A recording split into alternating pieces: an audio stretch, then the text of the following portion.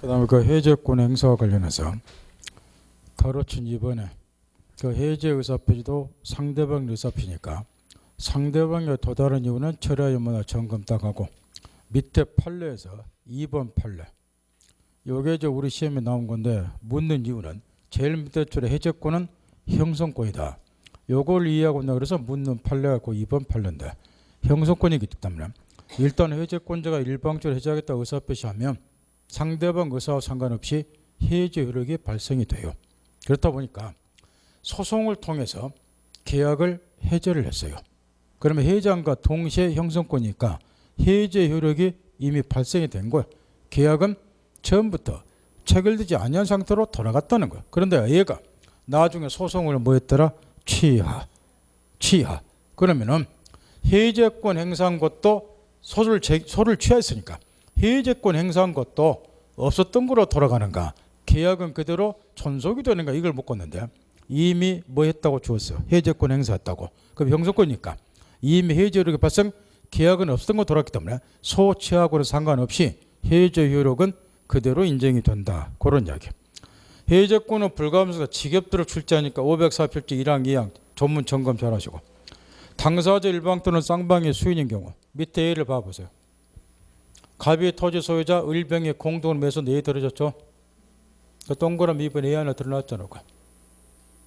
이때 이제 만약에 매수인 쪽에서 잔금 지급을 제때 안 했다. 채무불량이죠. 매도인 갑이 해지하겠죠.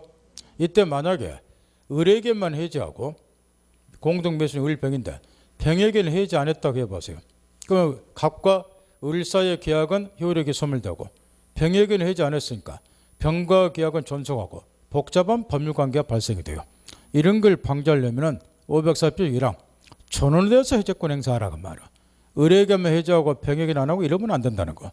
을병 전원에 대해서 해제권 행사하라 이런 이야기야. 동일한 이유에서 거꾸로 해보자면 그 사례를 그대로 놔두고 이번은 매도인 쪽에서 채무를 이행 안 했다. 그럼 매수인 을병이 해제권을 갖겠죠. 근데 그중에서 을한 놈이 해제권을 포기했다. 그럼 해제권 소멸 해제 못하죠. 근데 병이란 놈을 해제하면 또 복잡해져. 따라서 해제권자 중 이런 해제권이 소멸하면 다른 애도 뭐 한다? 해제하면 안 되니까 같이 소멸. 따라서 해제권은 1. 행사에 있어서도 불가함성 인정이 되고 2. 소멸에 있어서도 불가함성 인정이 된다. 그런 이야기예요. 주의할 것. 동그라미 밑에 아주 가로채진 3번. 이 규정은 임의 규정이라는 거예요. 왜냐? 이유는 뻔해. 복잡한 법률관계 발생을 방지하기 위해서 이 규정을 두고 있으니까 당사자 특약이 있으면 다시 위에 사례에서 원래 갑이 해제한다면 을병 전원에게 해제해야죠. 근데 특약 맺으면 돼.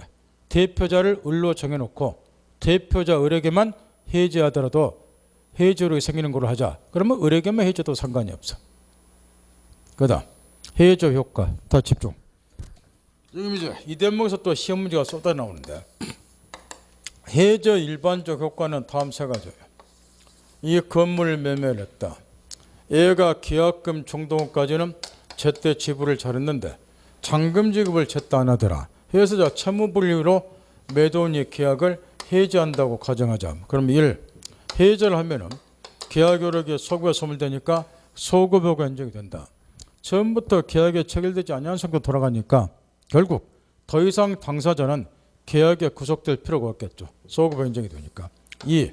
이처럼 이제 일부 주고받은 것이 있으면 계약 해제하면 다시 반환하는 문제가 생기는데 요거를 원상 회복 의무 원래 상태로 돌리자. 원상 회복 의무라 그러고 요거는 이제 채무불량 때문에 해제하니까 채무불량은 불법행위 더불어서 위법행위니까 당연히 손해배상 문제가 생기고 손해배상 청구를 하게 돼요. 요 세 가지가 해제의 기본적인 효과예요. 이렇게. 그런데 이거는 지금 채무불 이유로 계약 해제하는 경우고 아까 약정해제도 있었죠. 약정해제도 법정해제 효과에 관한 규정이 그대로 적용이 된다고. 근데 여기 551조인데 약정해제는 채무불량과 관계없이 해제하니까 손해배상 청구는 뭐한다. 요게 차이고. 하나 물어봅시다. 해약금만 해제는 손해배상 청구할 수 있을까요? 없을까요? 해약금만 해제. 없죠? 왜 없나요? 그게 채무불량과 관계없이 해제는 약정해제이기 때문에 그러겠죠. 해약금 해지할 때 손해배상청구 뭐 한다고? 약정 해제니까. 따라서 이 세 가지가 기본적인 효과인데, 먼저 소급여와 관련해서 뒤에 넘기세요. 거기 보면 해제와 물권의 복귀, 지금부터 물권법 배운 거를 떠올리라고 말이에요. 가장 문제가 이거라는 거예요. 지금 이 사례에서 건물 매매를 했고, 그 다음에 소유권 이전을 합의했고, 그 다음에 등기 이전에서 소유권이 매수인에게 넘어갔어요. 물권 변동이 일어났다는 거예요. 그런데 이제 이 경우에 매도인이 계약을 해제를 했다 그 말이에요. 그러면 1. 해제 의사표시를 하기만 하면 을에게 넘어간 등기를 말소등기 할 필요 없이 소유권이 갑에게 복귀하는가? 그러면 187조가 적용되고, 말소등기 안 하도 소유권 돌아오니까 아니다. 해제 의사표시 이후에 을에게 넘어간 등기를 말소등기해야지 소유권이 갑에게 복귀한다. 그러면 186조가 적용되고, 이걸 묻는 거예요. 시험에서 지겹도록 출제해요. 이건 이제 견해들이 있지만 판례 입장은 유인성서를 전조하기 때문에, 판례 입장은 유인성서를 전조하기 때문에 판례를 기억하면 된다고 그러는데, 판례는 원인행위 매매계약이 해제가 되면 양행위사의 채권행위, 물권행위, 인과관계 있으니까 그 영향이 물권행위 효력을 미친다. 가치 해제, 효력 소멸, 따라 등기 무효. 따라서 물권 변동이 아니라니까. 해제하면 소유권이 바로 갑에게 돌아온다. 등기는 을이 가지고 있더라도 몇 조가 적용된다? 187조. 그런데 요거를 이제 학설 이름을 붙여서 뭐라고 학설 이름을 붙여놨느냐? 요거를 계약 해제하면 바로 소유권 얘한테 돌아오잖아요. 등기는 얘가 가지고 있더라도. 물론 얘는 요거로 처음부터 소유자가 아닌 거로 돌아갈 것이고, 따라서 해제하면 소유권이 바로 갑에게 돌아오고 소유권은 물권이죠. 따라서 이걸 학설 이름을 붙여서 해제하면 소유권과 물권이 바로 돌아온다 그래서 물권적 효과설. 요게 이제 시험에 나오는 거예요. 이렇게. 물권법에서는 187조로 이렇게. 그래서 이제 이야기 나왔으니까 이 연습 다시 한번 봅니다. 다수설이 무인성을 전조하면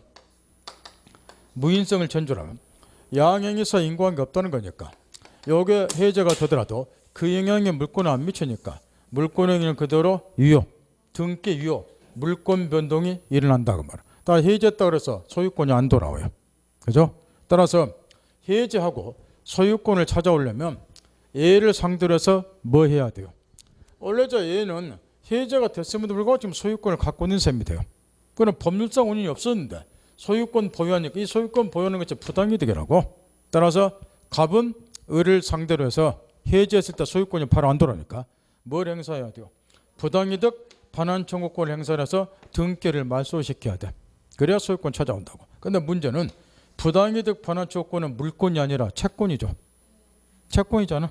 그러니까 계약 해지했을 때 얘한테 소유권이나 물권이 돌아온 게 아니라 부당이득 반환 청구권이나 채권이 돌아온다 그래서 이거를 학설 이름을 붙여서 채권적 효과를 요리 불러.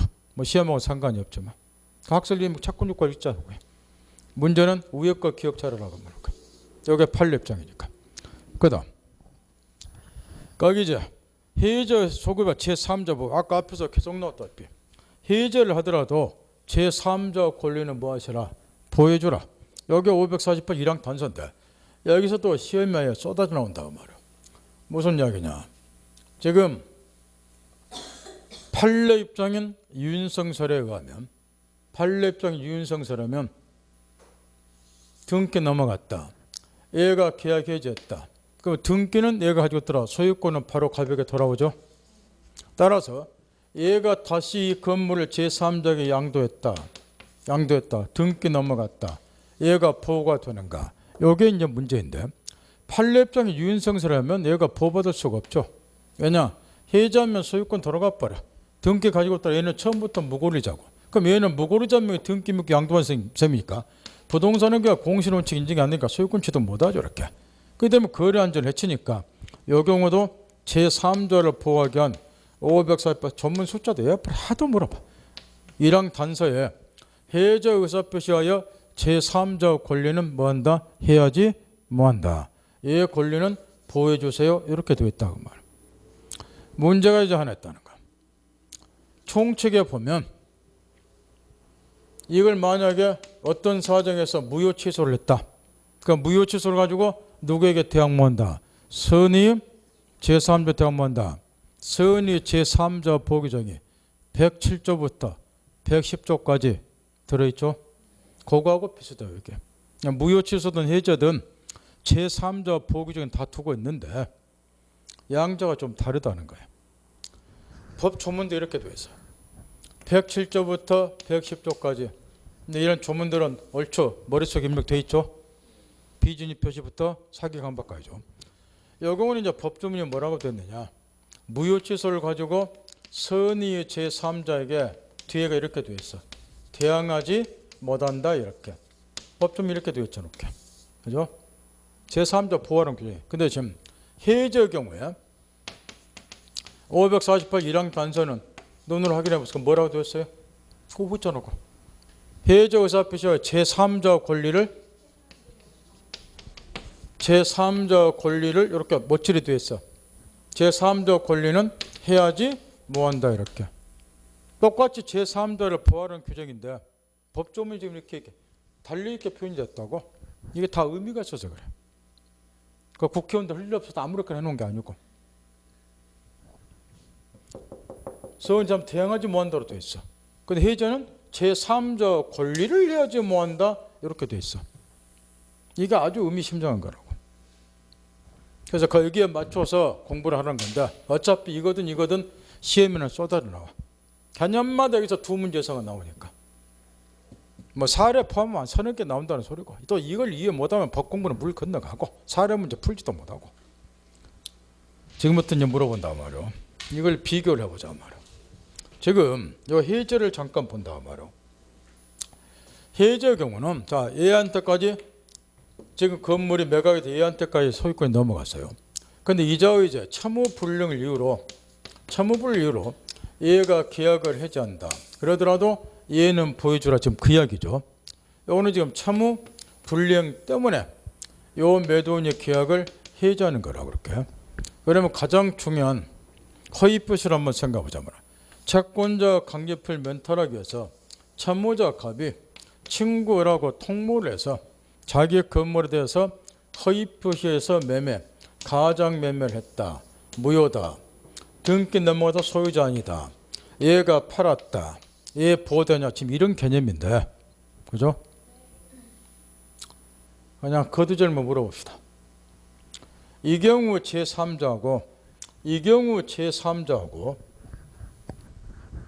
또 바꿔 말하면 이 경우 제3자하고 여 갑하고 원래 소유자하고 이 경우 갑하고 여기 제3자하고 한번 잘 생각을 해보자 말이야. 우선 양쪽의 갑들. 여기 갑 나쁜 생긴가요? 쉽게 가자. 나쁜 생긴가요? 이게 좀 뭐 보호할 만한 가치가 있는 애인가요? 이게 나쁜 새끼야. 그거는 누구나 다 알아.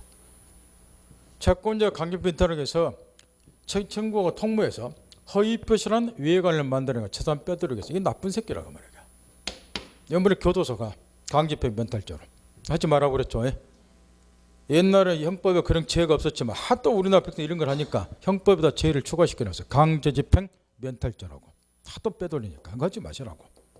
단 누가 고발 안 하면 무죄 지나가요. 그러니까 또 캐지나칭칭하죠. 이런 건 몰라도 떼그라고. 그러나 제가 잘 쓰면 조직의 쓴맛을 볼 때가 간혹 있죠.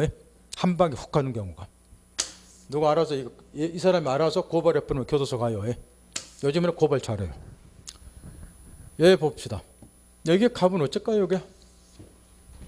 얘도 저기 왼쪽 갑처럼 나쁜 새끼인가요? 내가 볼 때는 이게 상당히 불쌍하고 짜는 애인데 얘가 지금 채무이행 안 하니까 이 사람은 아무 잘못이 없어요.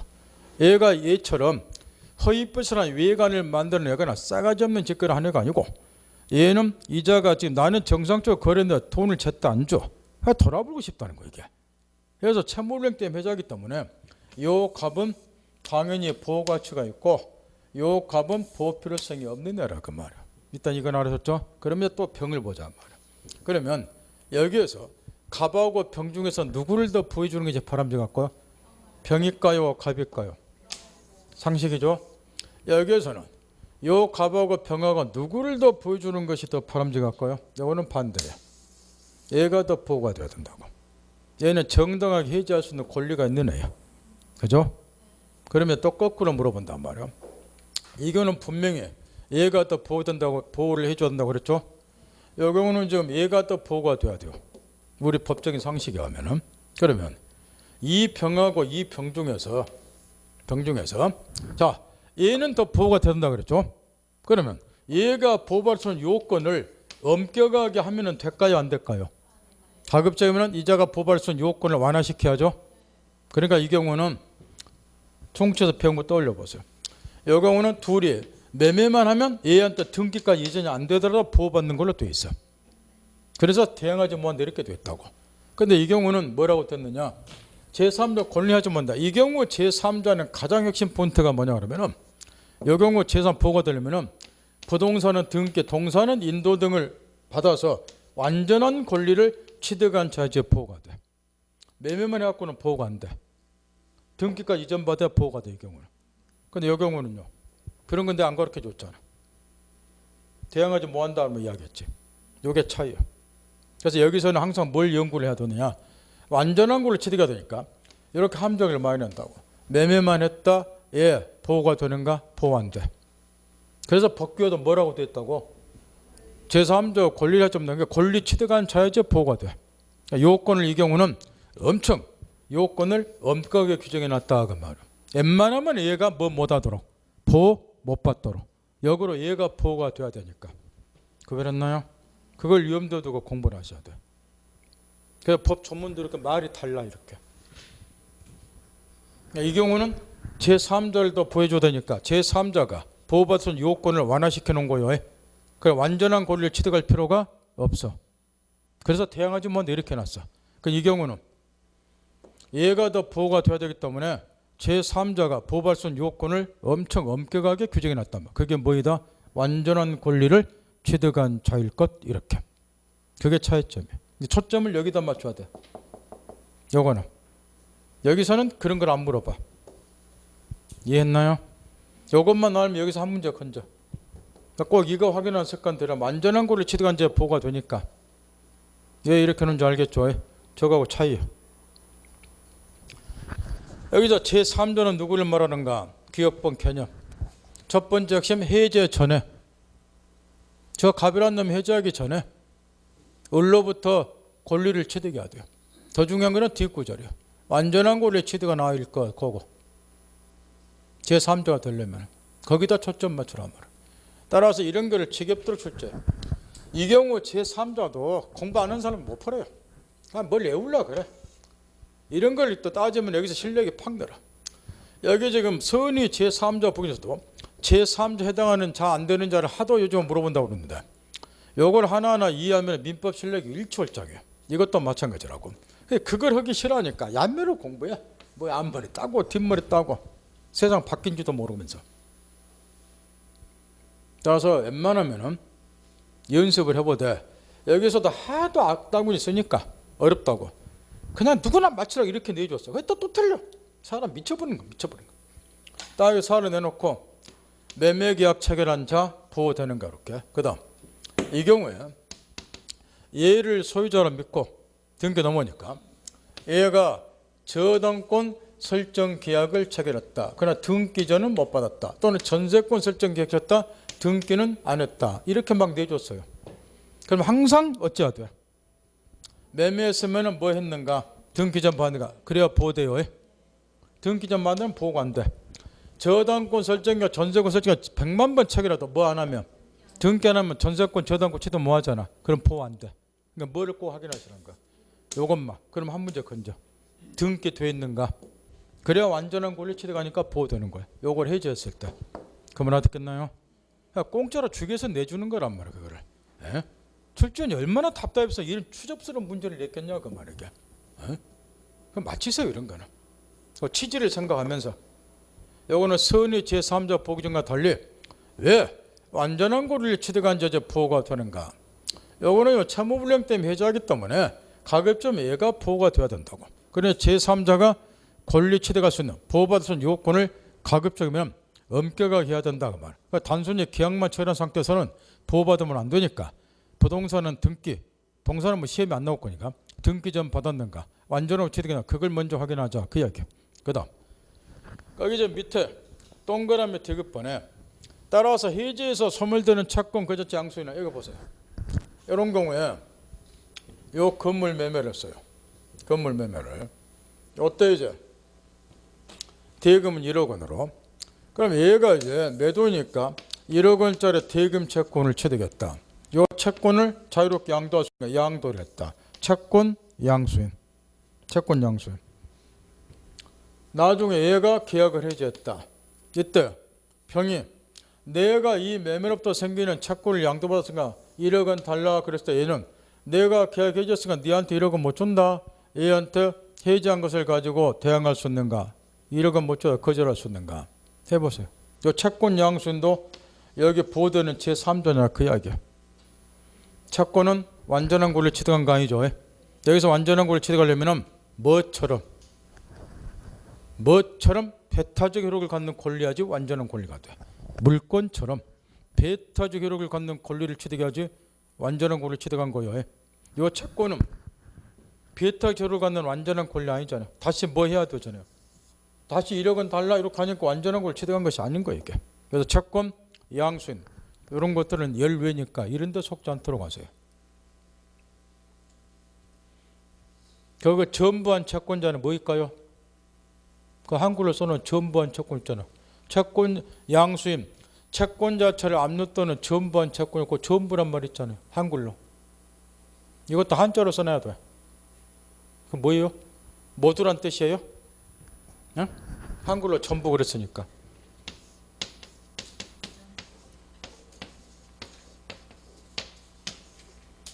이렇게 해서 한자로 전부. 전부 명령이란 말 들어보셨나요? 그 전부 명령을 받은 채권자를 말해. 한자로 써놔야 되는 거는. 무슨 이야기냐? 여기 다시 보세요. 이 경우에 이거를 갖고 놀 줄 아셔야 돼요. 아까 동시행항변권에서 채권 양수인이 나왔었죠? 이 채권 양수인이 시험에서 엄청 나와요. 동시행항변권 인정이 되는가? 보호 대상이 되는 제3자가 등등 해가지고. 그러면 얘가 대금 채권 가져왔다 양도받았다 이게 채권 양수인이죠. 이건 알아듣겠죠? 요놈하고 똑같은 애가 누구냐 하면 전부 채권자예요. 무슨 얘기냐면 얘가 얘한테 1억 원 받을 것이 있었는데 마침 건물 매매를 하더란 거예요. 그래서 대금 채권 1억 원짜리 갖길래 잽싸게 압류를 딱 했죠. 이렇게. 그 압류해버리면 얘는 얘한테 대금 지금 못 하겠죠? 그러면 이 압류를 뭐 때문에 하느냐? 압류한 다음에는 이제 처분금지 여러 개 생기니까 딱 막아놓고 그 다음에 이제 일정 절차를 거쳐서 추심명령이나 민법 거주면 추심명령, 전부명령 이 말이 판례 곳곳에 튀어나오는데 그 중에서 전부명령은 여기에 구를 천자라고 여기 해보세요. 압류했으니까 그 다음에 둘 중 하나 명령을 받아 법원으로부터 본인이 선택해 요거나 요거나. 우리나라는 전부명령 받는 경우가 대부분이야. 이유가 있는데 그러면 요걸 피압류 채권 그래요. 압류 당한 이제 피자는 낯설지 않죠? 이런 말에 낯설지 낯가림 하지 말라면 이제 그 시는 지났어. 피압류 채권이 압류 당한 채권이니까 요게 압류였으니까 요게 피압류 채권. 전부명령 받으면 피압류 채권 대금 채권이 굴을 전 떼굴떼굴 굴러서 압류한 자에게 넘어온다는 거예요. 그럼 이 채권이 얘한테 이전이 돼버렸게. 이 말 듣겠나? 이런 애를 전부명령 받은 채권자라서 전부 채권자 그래. 그럼 얘는 누구하고 똑같냐? 채권 양수나 똑같다. 그럼 문제 풀 때 똑같이 사고하시면 돼. 다만 차이는 뭐냐? 채권 양수인은 법원의 명령이 아니라 당사자 뭐에 의해서 채권 이전받았고 그렇지 계약에 의해서 이전받고 전부 채권자는 뭐에 의해서 이전받았고 법원의 전부 명령에서 이전받았고 요 차이야. 그러나 내용은 똑같아. 똑같은 선상에서 문제 푸시면 돼. 그러니까 이 채권 양수이나 전부 채권자나 다 같이 뭐에 해당이 안 돼. 제3자에 해당이 안 된다고 말이야. 이거 앞으로 많이 써먹어야 동시행함권 이게 써먹어야 되고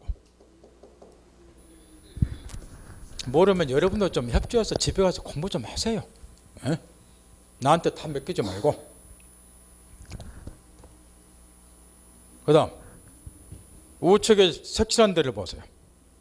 여기서 이제 시험 문제가 쏟아 나오는데 얘는 이제 거기다가 좀 팔려가지고 또 1, 2, 3, 4, 1, 2, 3, 4 동사대기 늘어났는데 동그라미 1번 일단 버려놓고 동그라미 2번 읽으세요. 시험에 자주 나오는 판례인데 나오는 이유가 있어. 요걸 자주 묻다가 또 똥된냐 그러는데 외우고 다니니까 틀려버려 그러고 3번으로 옮겨서 3번 판례 이합전 시험에 출제가 됐는데 3번 가등께 관한 것이 종전에 가압류라는 게 나오다가 그것도 또 요령을 피우더라는 거예요. 그 내용을 이해하지 문제를 푸는데 바깥이 한 줄도 모르고 뒤에만 외우고 있어. 가압류 채권자 제3자다. 가등권자 제3자. 이렇게 또 외우고 다니냐고도 사람 미치게 만들더라는 거야. 예? 그러지 마시라는 거예요. 인생사가 그래갖고 풀릴 일 있어요 그게? 나는 그렇게 강의 안 했는데 본인들이 통반정해하고 떨어놓고 원망은 나한테 예? 누가 그렇게 외우라고 그런 거 내가 가르쳐준 적 없는데 뭘 가압류했냐에 따라서 제3자가 되기도 하고 못 되기도 해요. 그걸 정확히 깨우쳐야 된다고. 그 뒤에만 외우면 가압류 채권자 가등권자라고 그게 틀리죠 그게. 다시 칠판 보세요. 이게 시험에 집중 나오는 이유가 있어요. 아까 지금 제3자 핵심 포인트는 완전한 거를 최대가 이제 보된다고 몇 번 주식해 줬죠. 항상 이걸 핵심으로 잡아서 문제를 풀어 싶으셔야 돼. 근데 이제 문제가 났다는 거. 이 건물에 대해서 두 사람이 매매 계약을 체결했어요. 자, 매수인에게 등기진이 넘어왔어 이렇게 해서 이제 이자 채권자가 병이 있었다 그 말이야. 왜 돈을 빌렸는데 안 갚아 이게. 근데 갑자기 우연히 이자 재산을 조사해봤더니 건물에 대한 등기를 가지고 왔다는 거야. 해서 얘가 이제 본안 소송을 제기하기 전에 그 사이에 또 재산 빼돌렸으니까 잽싸게 얘가 등기한 건물을 뭐 했다는 거야. 가압류. 이런 애를 가압류 채권자 그러죠. 얘는 지금 뭘 가압류했나요? 요 건물을 가압류했죠. 두 놈 사이 매매의 목적물은 건물이죠. 요걸 가압류했잖아. 그래서 가압류를 딱 해놨어 이렇게. 그런 다음에 이제 순서를 밟자고 말이야. 가압류했으니까 재산 못 빼더라도 그 다음에 이제 본안 소송 제기하는 거야.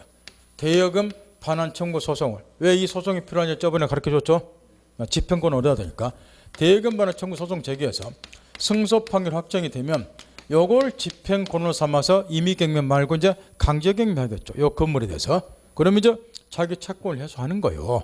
근데 이제 문제는 이렇게 이제 가압류를 딱 해놓은 상태에서 갑이 이 매매 계약을 해제를 했다는 거 이렇게. 이자가 채무불이익으로. 그럼 소유권 돌아갔겠죠. 그런 다음에 이제 얘가 방금 전에 순서 밟아서 요 건물 경매에서 낙찰이 됐을 때 얘는 소유권 상실하는가? 요걸 지금 묻고 있다고 말이야. 바꿔 말하면 여기 가압류 채권자도 얘가 계약을 해제했을 때 보호 대상이 되는 제3자입니까? 요걸 묻고 있는데 원래대로면 제3자가 될 수가 없어요. 왜냐?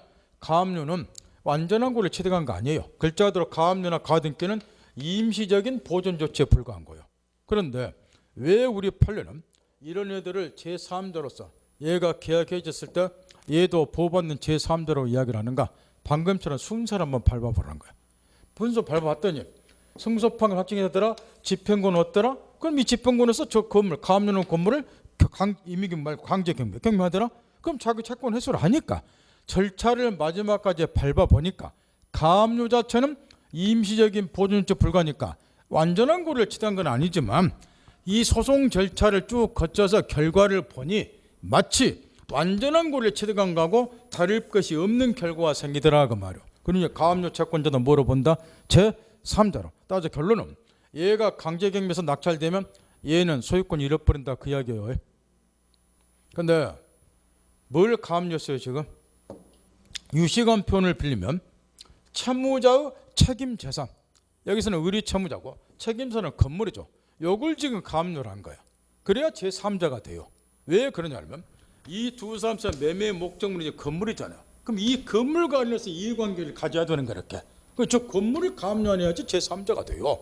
그런데 이렇게 바꿔놨더니 또 똥고비구리란 말이야. 얘가 지금 대금 채권 가지고 있죠. 그거를 이자 채권 얘가 대금 채권을 가압류했다.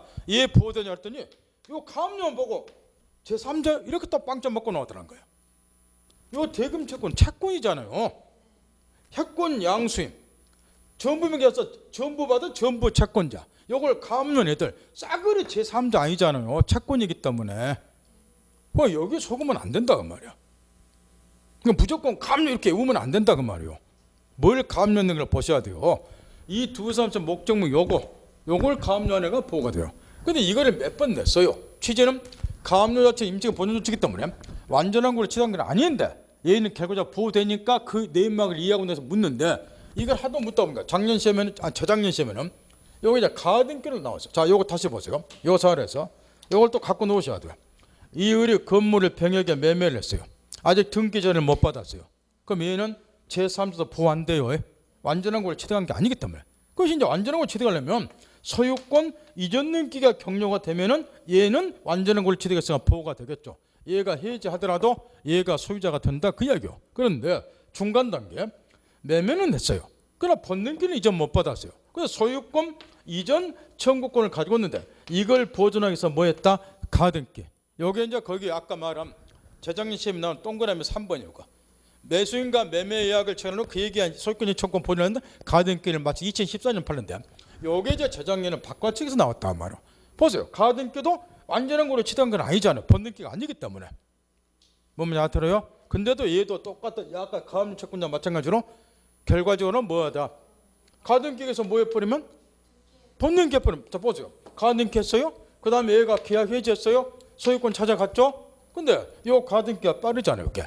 그럼 번등기하면 번등기 수는 가등기 수는 아니니까 얘가 결과적으로 안전한 거를 취득한 거와 다를 게 없잖아요. 이게. 이 가등기 고르자도 보호를 해주자.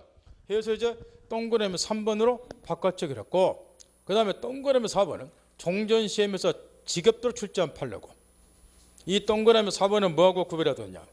2번에서 제일 밑에 또 동그라미 4번 있어. 두 개 다 임대차가 하나 판례죠.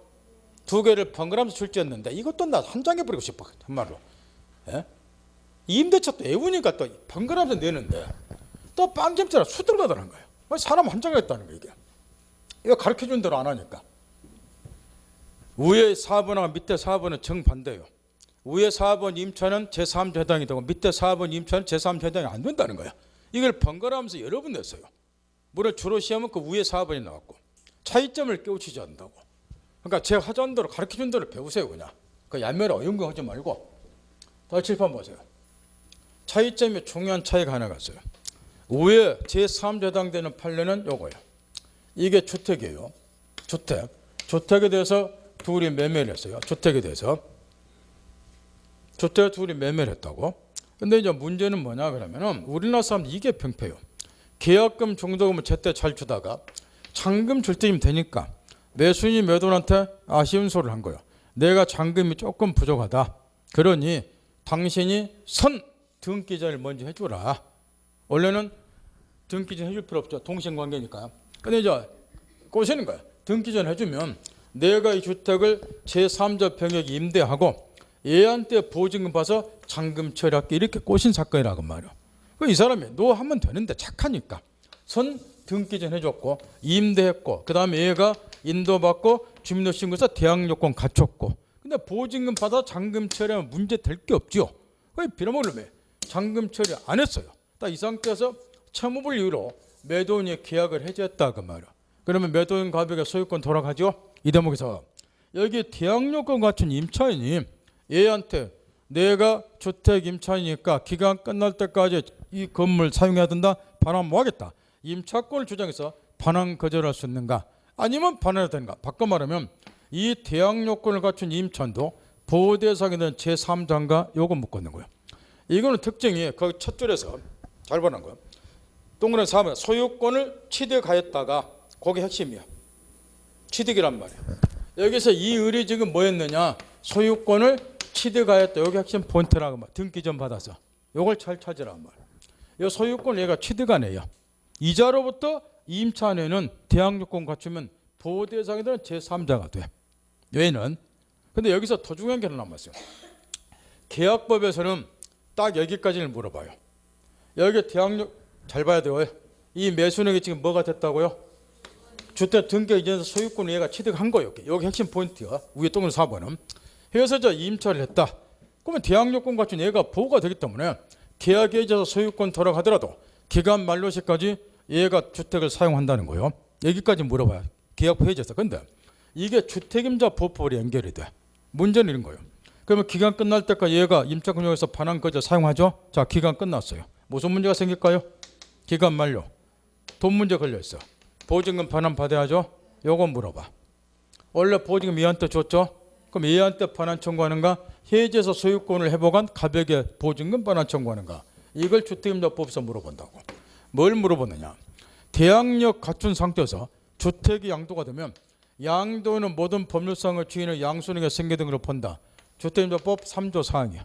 보증금 반환 청구도 양순에 생계되죠. 상식으로 알고 있죠.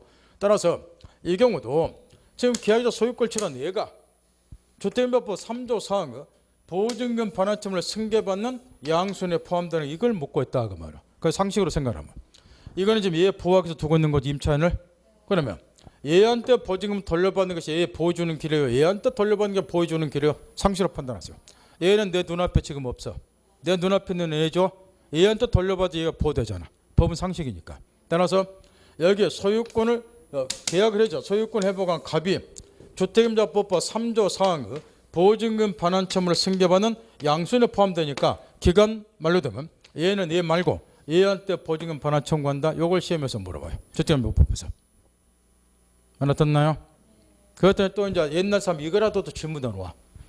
이거는 이제 주택임대법 계약법에서 직업등 나오는 사례라가 말이야. 그러니까 이해를 하니까 물어보는 거예요. 지금 보증금 얘가 이제 돌려준다고 내가 방금 이야기했어요. 원래는 얘한테 보증금을 이렇게 줬는데 1억 줬다. 얘 말고 얘한테 돌려받아. 그죠? 그럼 얘는 어떻게 해야 될 것 같나요? 얘하고 계약 해지할 때. 근데 그걸 물어보더란 거예요. 뭘 하니까 물어보는 거예요. 여러분은 이제 물어도 못 보지만. 얘가 해보면 1억 손해보잖아요. 그럼 뭐 해야 돼요? 얘가 계약금 중도금 받고 그 다음에 해지했잖아요. 뭐 빼고 돌려줘야죠? 원상 회복할 때? 자기가 보증금 1억 반환해야 되니까. 그는 법에 딱 판례가 나와 있어. 얘가 내가 안 받았으니까 못 돌려줘? 안 돼. 네가 반드시 돌려줘야 돼. 반환해줄 의무가 있어 얘가. 그러니까 나는 받는 적 없는데 얘가 받아서 얘한테 주라고 하지? 안 돼. 법에 대한 무지는 법이 용서 안 해. 얘한테 반은 받아. 그럼 얘는 손해보기 싫으면 원상 회복할 때 1억 빼고 나머지만 돌려주면 되죠? 안 그래요? 하여튼 여러분 이런 의문도 못 가지죠. 이해했나요? 그러니까 이런 거 할 때 실무에서 엄청 조심하셔야 된다고. 계약금 중도금 3억 받았다면 3억 다 돌려주면 밥 내놓고 뭐 해야 되잖아요. 1억 빼고 1억은 나 돌려줘야 되니까 2억만 돌려라 그 이야기라고. 옛날 수강생 이런 것도 물어보러 오더만은. 이해했기 때문에 물어보는 거야. 그게 위에 4번이에요. 위에 4번은 엄청나게 시험에서 중요해요. 계약법 해제해서 그 다음 어디에서? 주택임대법법 3조 4항과 관련해서. 그 다음 밑에 동그라미 4번은 반대 결과. 이걸 번갈아 냈는데 그냥 무조건 외워버린 거예요. 그러니까 틀리는 거야. 다시 밑에 4번을 이제 본다고 말이요. 요거 특징은 아까 뭐라 그랬어요? 소유권을 취득했다. 이 매수인 이렇게 주어놨죠. 판례가. 얘한테 등기 이전한 사건이에요. 그러니까 소유권을 취득한 자고 임대차 계약처럼 거라고. 근데 이제 밑에 동그라미 4번은 이런 스토리야. 또 동일한 사안에서 주택 매매를 했다. 또 잔금 부족하다. 우는 소리 쳤다 말이야. 선 등기 전화. 근데 이번은 얘가 중개사 공부를 좀 한 사람이야. 이런 판례를 쫓게 하고 있어. 이런 판례를. 만약에 선 등기 전으로 임대한다. 그럼 임차권 취득한다.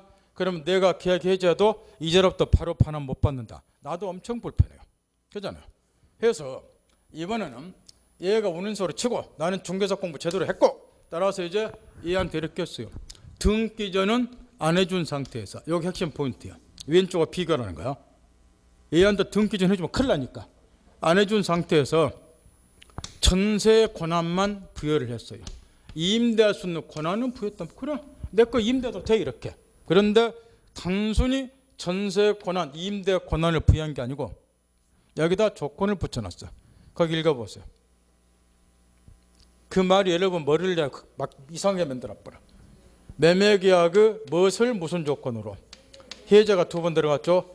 해제를 무슨 조건에서 해제 조건에서 전세 권한을 부여했다 그 말이야. 이런 말을 갖고 놀 때도 했다고 말이야. 매매계약 해제를 무슨 조건으로 해제 조건에 전세 권한 부여했다. 그럼 순서 봤죠. 자, 등기 전 안 해줬던 게 전제가 됐어요. 그게 왼쪽과 결정적인 차이예요. 그래서 이제 소유권은 안 넘겨. 소유권 넘겨주면 당연히 임대하니까 이게. 그 소유권 안 넘겨주니까 임대하면 안 되죠. 그래서 이제 전세 권한을 부여했다. 그런 의미야. 등기 전 안 해주고 전세 권한 부여했으니까 얘가 주택을 병호가 또 이제 순서 밟으세요. 임대했어요. 자, 얘가 또 인도받고 주민등록신고에서 대항 조건 갖췄어요. 그럼 보증금 받았죠? 잔금 처리해야 되는데 잔금 처리 안 해서 채무 불이행. 그럼 매도인이 뭐 하겠죠? 해제하겠죠? 근데 해제를 무슨 조건에 놨어요? 해제 조건. 자, 얘가 잔금 지급 안 하면 채무 불이행. 따라서 매도인이 계약을 뭐 한다? 해제. 그럼 무슨 조건이 성취됐다?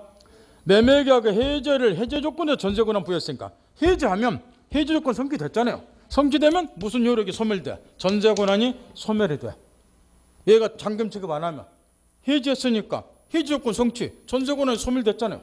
그럼 전세 권한이 더 이상 없으니까 결과적으로 얘는 전세 권한이 없는 자로부터 임차세무 되니까 일체 보호가 안 돼. 따라서 얘는 반환해 줘야 돼요. 여기 밑에 동그라미 4번이야. 따라서 위에 동그라미 4번. 이 매수 내역에 뭐까지 이전이 됐다 등기해서 소유권을 취득한 자하고 임대차 했지만 이 경우에 이 을은 소유권 취득 못한 자예요. 못했기 때문에 뭐 했다? 해제 조건으로 전세권을 부여했다 그 이야기야. 차이점 구별했나요? 이 경우는 얘가 일체 부과 안 되는 거야. 얘가. 안 돼요 이거. 요거 번갈아 가면서 몇 번 냈다고 요 두 개 사례를. 그 요 놈을 주로 많이 냈고 그 제3조 해당이 되는 애를 위에 4번을. 그 다음에 너무 쉽게 낸 경우도 있었어. 그냥 공짜로 골라보라고. 어떻게 낸 줄 아세요? 이렇게 내니까 또 이제 구별 못하니까 그냥 이렇게 사례 딱 내놓고 내놓고 얘가 뭐라 했느냐 출제 단답시로 대항 요건을 갖추지 못한 임차인 이렇게. 그럼 보고 말 거 없죠? 보호 안 되겠죠? 누구나 맞추라고 내줄 때 이렇게 내고. 왜냐면은 물건처럼 배타주를 갖는 자에게 보호가 되기 때문에 대항 요건이 있어야죠. 그 대항 요건을 못 갖추면 여기는 전혀 보호가 안 되겠죠. 이렇게도 내고 정리 잘 하셔야 되고. 그 다음에 한 가지만 더 짚고 넘어가죠. 밑으로 내려가서 동그라미 3번. 이거 시험에 최근 3년 동안에 가장 많이 물어본 판례인데 동그라미 3번은 이것도 마찬가지죠. 누구나 맞추라고 내준 거예요. 동그라미 3번도. 잠깐 7번 보세요. 하도 이제 이런 것 때문에 어렵다 그러니까 구별하는 거 어렵다 하니까 최근에는 그래 맞잖아 하고 내준 것이 동그라미 3번인데 최근 3년 동안에 제일 많이 나온 것이 2년간 연대고 나온 것이 그 동그라미 3번이라고. 이건 토지에 대해서 둘이 매매한 거예요. 거기 잘 보셔야 돼요. 동그라미 3번은 분명히 토지 매매했다고 지어놨죠. 근데 매수인이 대금 지급 안 했죠. 그래서 매도인이 계약 해지한 사건이죠. 근데 이 토지 위에다가 매수인이 뭐 해놓은 거야? 건물 지어놨죠. 이렇게. 그 동그라미 3 잘 보셔야 돼. 토지를 매매한 거야. 여기 핵심이야. 그 다음에 매수인이 토지 위에 건물 지어놨어요. 건물. 근데 이제 이 건물을 제3자 병이 을로 건물 소유자는 을이죠. 매수했다는 거 이렇게. 근데 이 토지 매매가 해제가 됐을 때 이 건물 매수인이 제3자 보호된 이거 묻는 거야. 보고 말고 없어. 보호 안 되잖아. 왜 그럴까요? 보호가 되려면 두 사람 사이 매매의 목적물이 뭐예요? 토지잖아. 이 계약의 목적물에 관해서 이해관계를 맺어야 보호가 되겠죠. 안 그래요? 이 토지에 대해서. 근데 요거는 이 매수인이 토지에 뭐 지었어요? 건물. 요거는 두 사람 사이 매매의 목적물 아니잖아. 근데 이 건물을 매수했으니까 얘는 요 매매의 목적물은 토지에 대해서 새로운 이해관계 맺은 자가 아니잖아요. 당연히 제3자 아니잖아. 그건 묻는 거예요. 그래서 누구나 맞추라고 내준 거예요. 그러니까 공짜로 그냥 드십시오 그러고. 따라 동그라미 3번 판례 요지는 뭐라고요? 계약의 목적물 자체에 이해관계를 맺은 자가 아닌 경우는 당연히 제3도 아니다. 그 이야기예요. 여기서는 토지가 매매의 목적물, 이 토지에 대해서 새로운 이해관계 맺어야 돼. 이 토지를 뭐 매수했다든가 뭐 이에서 가등했다든가 뭐 가압류했다든가 요래야 보호가 되는 거예요. 근데 요 건물은 두 놈 사이의 매매 목적물 아니야. 건물을 매수해봐 얘는 제3자가 아니란 거죠. 이게. 따라서 요제는 매매의 목적물에 관해서 새로운 이해관계를 맺은 자가 아닌 경우는 당연히 제3자 아닙니다. 그 이야기야. 그러니까 누구나 맞추라고 내준 거예요. 이거는. 따라서 방금 지적해 준 얘들 일단 점검 잘해야 돼요. 일단은 그 다음에 최근 판례로서 여력이 있으면 아직 출제는 안 됐지만 동그라미 2번 판례 쪽은 출제가 안 됐어. 최근 판례니까. 뭐가 건물 관리대장 소유자로 등재된 자. 이건 제3자 아니야. 왜냐 안전운권을 취득한 게 아니거든. 뭐가 건물 관리대장 소유자로 등재했다고 이건 등기하고 다르잖아요. 권리변동 효력이 없어. 뭐가 건물 관리대장은. 그래서 묻는 판례인데 아직 출제는 안 됐지만 아주 쉬운 거니까 여력이 있으면 출제 안 된 것 중에서 동그라미 2번을 좀 점검하셔야 돼. 그런 다음에 위로 올라가서 또 한 가지가 있어요. 아까 서두에 제3조가 되려면 해제 의사표 있기 전에 권리취득한자 보고한다 이렇게 했는데 잠깐 칠번 보세요. 이것도 이제 유달리 때 요즘 시험에서 지겹도록 내더라는 거예요. 지금 이 부분에서 아주 쏟아져 나오기 때문에 지금 건물 매매를 했어요. 이렇게 건물 매매를 그 다음에 이제 을로부터 병이 매수해서 등기 좀 받아서 이렇게 그 다음에 매매액을 해지했어요. 그러면 해지하기 전에 얘가 권리취득했죠. 요런 자야지 원래 제3조도 보호가 된다는 거. 해지 의사 믿기 전에 권리취득한 자. 그런데 이렇게 하다 보니까 문제가 하나 생겼다는 거예요. 무슨 문제가 생겼느냐? 해제의 의사표시 후 해제가 먼저 있었어요. 근데 의료 등기를 말소를 하지 안 시켰어. 그래서 의사표시 후 말소 등기 전에 그럼 얘가 소유자로 지금 등기부에 나와 있을 거 아니에요. 그래서 얘를 소유자를 믿고 양도 받은 애 그 대신 여기서 주의할 것. 자, 이 경우는 해제 의사표시가 먼저 있었잖아요. 그러니까 해제가 있다는 사실을 알고는 애는 굳이 보여줄 필요가 없다는 거예요. 그래서 해제 의사표시 있다는 사실을 모르고서 양도 받은 애 이런 자까지는 보호를 해줘야 되는데 일괄해서 해제 의사표시 있기 전에 권리취득한 자 해버리니까 이런 애가 또 보호대상 제외가 되더란 거야. 그래서 우리 판례는 보호대상이 되는 제3자 범위를 확장해 잠깐만. 어디까지? 해제 의사표시 후 꼭 확인하셔야 돼. 후 단어 순식간에 후 그다음 말소 등기 전에 그다음에 여기 선의하게 따지셔야 돼. 자, 해제 의사표시 있기 전에 권리 취득한 자는 선의하게 따질 필요가 없어요. 왜냐? 해제 의사표가 없었으니까 해제가 있다는 사실 알냐 모르냐 그거는 고려 대상이 아니잖아. 근데 해제 의사표가 먼저 있었던 경우는 그 사실을 뭐한 자만 그러지 모른 자만 보호가 돼야죠. 순식간에 단위에서 확인할 때 후 말소 등기 전 선의 이렇게 따라서 거기 제3자 범위 합쳐서 위에 동그라미 기억번 동그라미 기억번 해제 의사표시 후 그 다음에 그 밑에 줄 말소 등기 전에 그 다음에 그 우측에 선의 제3자 순식간에 확인을 하면 요걸 물어보는 판례가 그 밑에 1번에서 동그라미 1번이야. 그거 똑같은 이야기야. 이게 요즘에 무지하게 출제되더란 거예요. 여기까지는 보호를 해주자 그 이야기. 단어만 3개만 딱 확인하시면 돼. 해제 의사표 후로 나오면 꼭 이거 확인하셔야 돼. 선의자만 보되는 게 이 경우는. 근데 해제 의사표 있기 전에는 요거 따질 필요 없는 거 이거. 구별하겠나요? 거기까지. 이 대목에서 선의 총칙에 나온 선의 제3조 보기나 마찬가지로 해제 경우도 해제 의사표 제3조를 해제하면 이 부분에서 해년마다 10분 나오죠. 지겹도록 지금 번갈아 가면서 이 부분을 원천적으로 신경 쓰셔야 돼. 이제 중요한 거 다 공부했고 다음 시간에 어디만 좀 예습해 오냐 그러면 매매 들어가서 계약금만 앞으로 계약금 요거 배우고 저 앞으로 갈 거예요. 그 다음에 계약금 공부 좀 하시고 계좌는 중요한 다 가르쳐 드리겠습니까? 그 다음에 총칙에서 허위 표시까지 총칙에서 허위 표시까지 공부해 오시라면 그 오늘 배운 걸 다 써먹어야 되니까 매매에서 계약금까지 공부 좀 해오시고 총칙에서 허위 표시까지 여기까지 오늘 고생 많이 했네요.